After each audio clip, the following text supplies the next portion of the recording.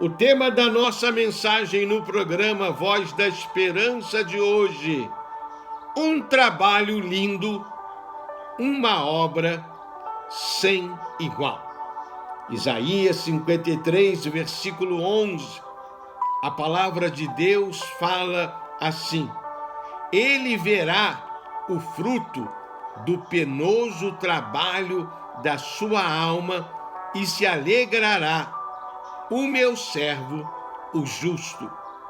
Isaías 53 fala sobre o Messias sofredor, o alto preço que Jesus pagou, estabelecendo assim, através do sangue derramado na cruz, uma nova e eterna aliança. Mas o profeta está dizendo que ele verá o resultado, o fruto do seu penoso trabalho, da obra da cruz. E hoje, nos 4 cantos dessa terra, nos 5 continentes, homens e mulheres de todos os povos e de todas as raças adoram ao Cristo Jesus, o Deus Emanuel, em espírito e em verdade. Então hoje, a igreja, através do evangelismo, da obra missionária, tem alcançado muitos e muitos corações. E hoje, no dia do trabalho, eu quero falar sobre esse trabalho lindo, sobre essa obra sem igual, gloriosa, a obra da cruz. O trabalho do Senhor Jesus, o carpinteiro, filho de José, aquele que trouxe a nós tão grande salvação. O trabalho de Jesus começa na encarnação. O Deus Todo-Poderoso, porque Jesus é Deus, ele se torna um feto no ventre da Virgem, cumprindo a profecia. Imagine você, o Deus Todo-Poderoso se tornou um feto ali no ventre da Virgem. O Deus Emanuel, o Deus conosco, ele se esvaziou de si mesmo, tomando a forma de servo, e foi obediente até a morte e morte de cruz. Ele é o Verbo que se fez carne. Então, o primeiro trabalho de Jesus foi o trabalho da encarnação. Se tornou carne. O Deus que se fez homem, como eu e você. O segundo trabalho, o trabalho da vida.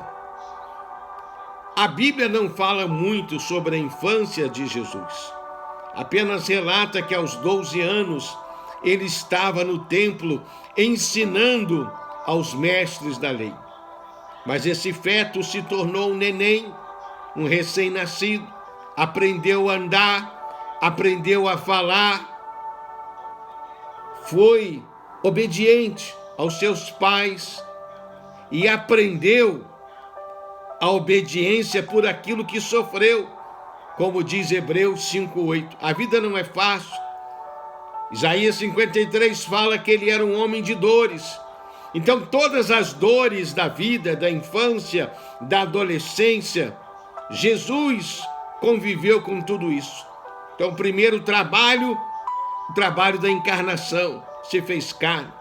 O segundo trabalho, o trabalho da vida. O terceiro trabalho, a obra missionária. Jesus aqui na terra, curando os enfermos, expulsando os demônios, cumprindo a missão, o propósito. Mateus 18:11, a Bíblia diz que ele veio salvar e buscar o que estava perdido. Essa é a missão, esse é o trabalho mais importante do ministério terreno do Senhor Jesus. Por isso muitas curas, muitos milagres, as mensagens, o sermão da montanha, o sermão profético. Para isso ele se manifestou em carne, para destruir as obras do mal.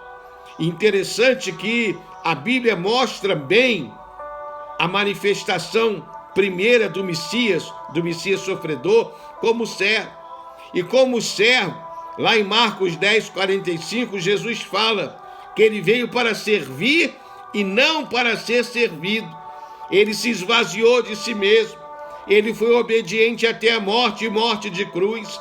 Ele aprendeu a obediência por aquilo que sofreu. Homem de dores, ministério glorioso, marcado por milagres e maravilhas.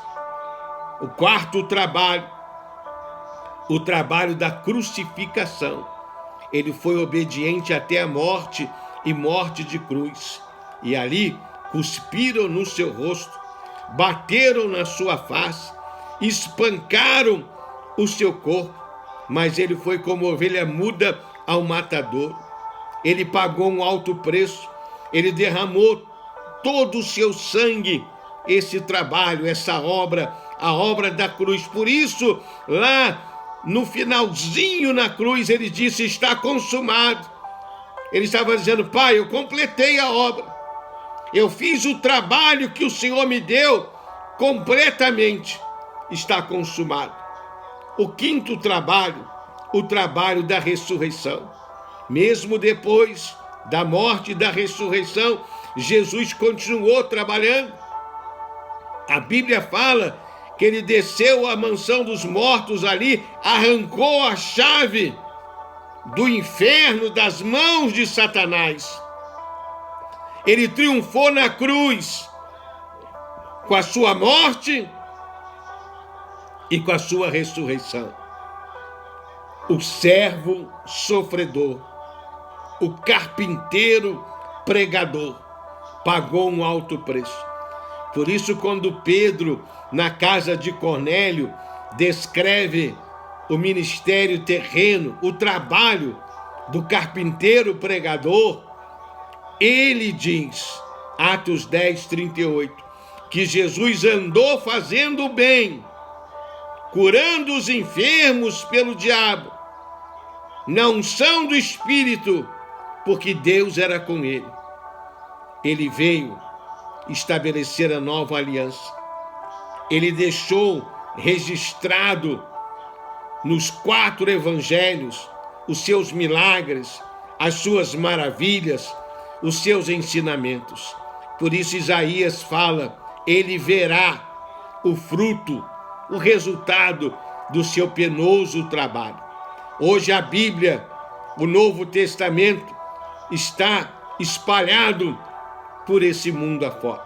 O mundo é marcado por ele, antes e depois de Jesus. No dia do trabalho, nós queremos fazer menção do carpinteiro pregador, desse Jesus maravilhoso, conselheiro, Pai da eternidade, príncipe da paz. Lá em João 5,17, Jesus fala algo interessante sobre o trabalho. Ele diz: o meu Pai trabalha até agora e eu também.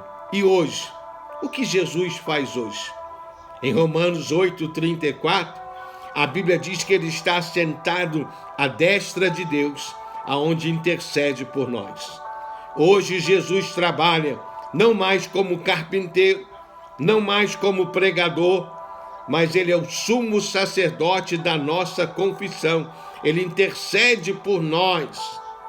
E lá em Hebreus 4, 14 e 15, a Bíblia diz que nós temos um sumo sacerdote, Jesus, o Cristo, que tem compaixão de nós, porque conhece as nossas limitações. No dia do trabalho, eu quero fazer menção desse trabalho lindo, desse trabalho, dessa obra sem igual, da encarnação, da vida, do ministério terreno, da crucificação, da ressurreição e desse mover poderoso que nós temos, que é Jesus como intercessor. No dia do trabalho,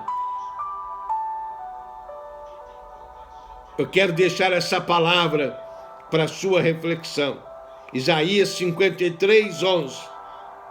Ele verá o fruto do seu penoso trabalho o meu servo, o justo, Jesus, o carpinteiro pregador, ele verá o fruto do seu trabalho. Que Deus esteja falando ao seu coração através dessa mensagem, em nome do Senhor Jesus. Em nome do Senhor Jesus.